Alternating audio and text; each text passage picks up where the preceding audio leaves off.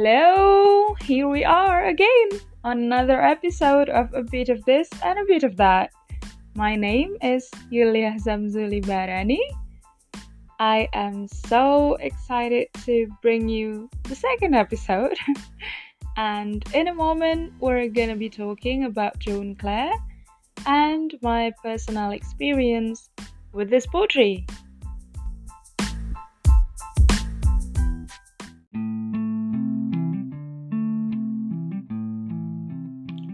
The editors of Encyclopaedia Britannica wrote this about him. Joan Clare was an English peasant poet of the Romantic school, and I think that sums up who Joan Clare was quite well, his background and what his poetry mostly about.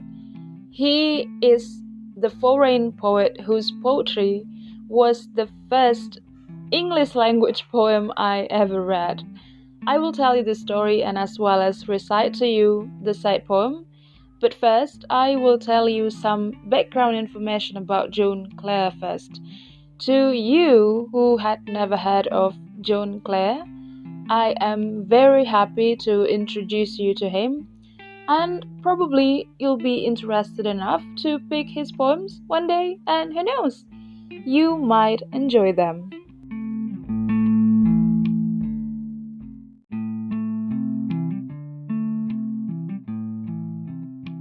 Joan Clare was born on 13 July 1793 into a peasant family who worked as agricultural labourer in the small village of Helpston in England. Both of his parents were virtually illiterate, but he did receive some formal schooling as a youth. He attended a day school until he was about 12 years old when he started working in farming as well. And then he went to night school, studied informally with other boys in the area, and read in his spare time. I will recite two of his poems that feel closest to my heart, but before that, I need to tell you that I won't do analysis, like deep analysis of each line in the poem. I am more interested in talking about my personal connection to each topic I talk about. That's why I try to make everything personal. And I think I would enjoy doing my podcast more that way. I would be immensely grateful if you can understand my approach. Anyway, to the recital. So the first one, the poem I've mentioned before, the first poem in English language that I got to recite in front of many people. And that was for my poetry recital competition when I was in first year of high school, I think. That poem was First Love by Joan Clare, and here I am reading it for you.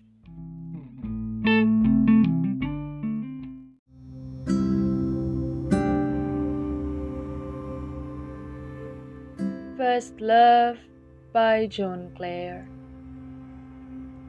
I never was struck before that hour with love so sudden and so sweet. Her face, it bloomed like a sweet flower and stole my heart away complete. My face turned pale as deadly pale. My legs refused to walk away. And when she looked, what could I ail?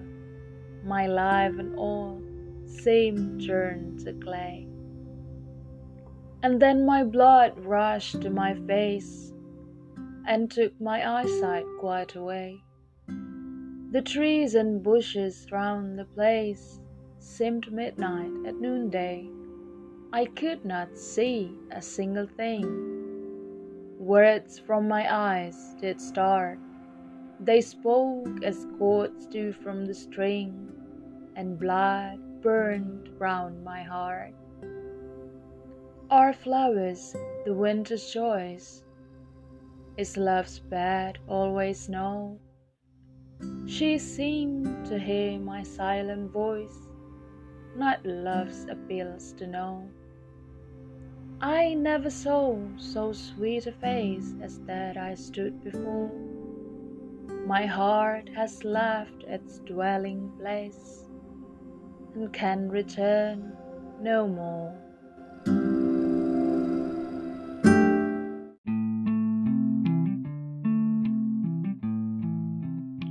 At the time, I wasn't aware of who John Clare was because we were only given a few options of poems to recite, and I couldn't recall how, but I picked his First Love to recite in the end. And I wasn't as proficient in English as I am now back then, although I know even now I am still lacking a lot. Bear with me. But at the time, I remember having difficulties to understand what First Love was about, aside from being a love poem, because I need to understand it well in order to recite it well. And at the time, the lack of English proficiency and the lack of knowledge about love, those two were the reason. And I think those are quite acceptable reasons for me to find this poem, First Love, to be difficult at that time. The only thing that I was sure of about the time was that First Love is about innocent first love.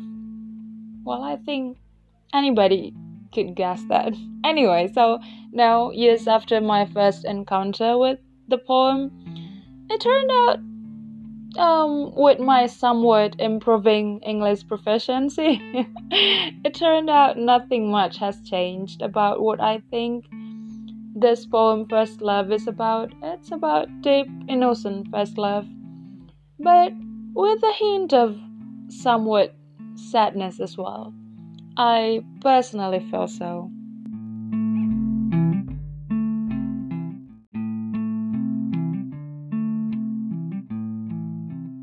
Let's talk more about John Clare's work. So, his first book, Poems Descriptive of Rural Life and Scenery, was published in 1820, and it was a commercial success. But then his second books, The Village Minstrel, which was published in 1821, it attracted little attention. And then the third book, The Shepherd's Calendar, with village stories and other poems, which was published in 1827. And this book, despite being said to contain good poetry, at the time met with bad commercial response. And then his last book, The Rural Muse, which was published in 1835, though praised by critics, again met with poor commercial response. So John Clare, being pressured to provide for his family, as well as his personal struggle in his artistry, he began to struggle. The pressure of poverty and too much drinking start showing quite an impact to his health. John Clare began to suffer from fears and delusions, and in 1837 he was placed in a private asylum in High Beach, where he remained for 4 years. There's this story that makes me cry when reading about his life. So, after 4 years in the asylum, in July 1841, John Clare was becoming very homesick, and thinking that he had improved in health, he escaped that asylum. He walked for 80 miles, that's almost 130 kilometers, without any money in his possession, and he survived hunger by eating grass by the roadside. I was extremely emotional when learning about the story of his. At the end of 1841, he was certified insane. According to Dictionary of Literary Biography contributor R.K.R. Thornton, at the time, John Clare had begun to live in the mind and seemed to have a confused idea of himself. He spent the final 23 years of his life at St. Andrew's Asylum, Northampton, which he spent his time to write. And his writings at the time later would be some of his best poetry. One of his best was written with help from his doctor, and it's called I Am.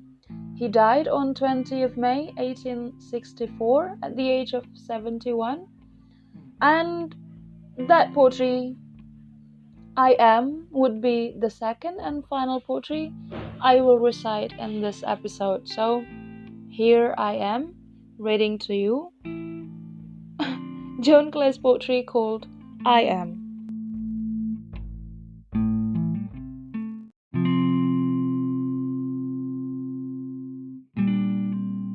I Am by John Clare.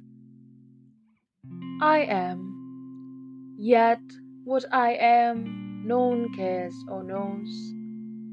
My friends forsake me like a memory lost. I am the self-consumer of my woes. They rise and vanish in oblivious host, like shadows in love's frenzied stifled throes. And yet I am, and live, like vapors tossed into the nothingness of scorn and noise, into the living sea of waking dreams, where there is neither sense of life or joys, but the vast shipwreck of my life's esteems. Even the dearest that I love the best are strange, nay, rather stranger than the rest. I long for scenes where man hath never trod, a place where woman never smiled or wept, there to abide with my Creator, God, and sleep as I in childhood sweetly slept, untroubling and untroubled where I lie, the grass below, above the vaulted sky.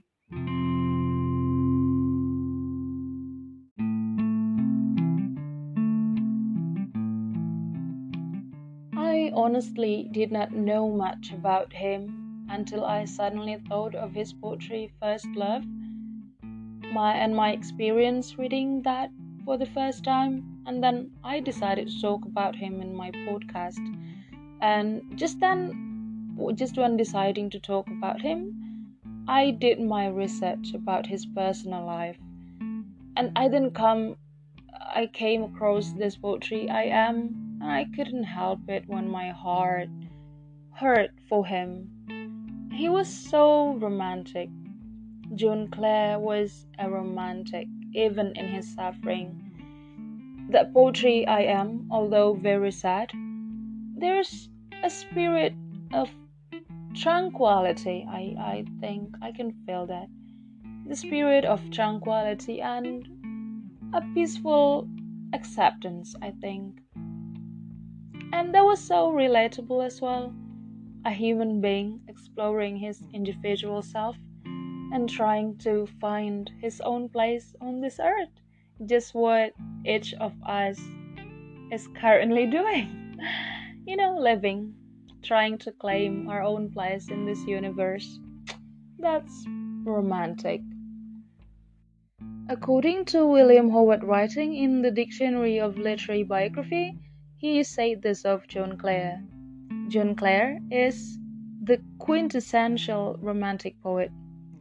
And despite having so little formal education, he managed to write good poetry just with his knowledge of countryside life, the life of peasant in people's word, and he was also stoked with immense admiration of nature and understanding of oral language.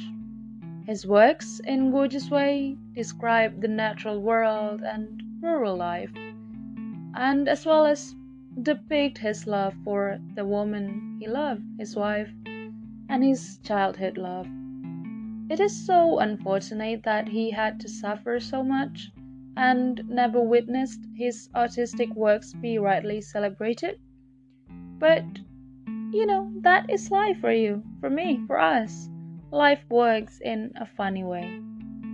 His works only became widely read widely celebrated some 100 years after he's passed away. But despite that, he managed to be among the greatest romantic poet and one major 19th century poet, and I think that legacy of his will forever be remembered. I simply love John Clare for that little personal experience of mine with his poetry and for being a part in bringing me to understand what it was like to live in England in the early 19th century. I'm gonna end this episode by reading a piece of John Ashbery's poem called For John Clare.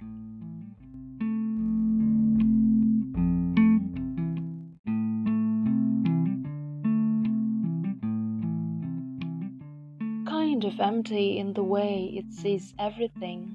The earth gets to its feet and salads the sky. More of a success at it this time than most others it is. The feeling that the sky might be in the black of someone's mind. Then there is no telling how many there are. They grace everything, bush and tree, to take the roisterous mind off his caroling. So it's like a smooth switchback to what was eight in their previous conniption feed. There is so much to be seen everywhere that it's like not getting used to it, only there is so much it never feels new, never any different. You are standing looking at that building and you cannot take it all in. Certain details are already hazy and the mind boggles. What will it all be like in 5 years' time when you try to remember? Will there have been boats in between the grass part and the edge of the street? As long as that couple is stopping to look in that window over there, we cannot go.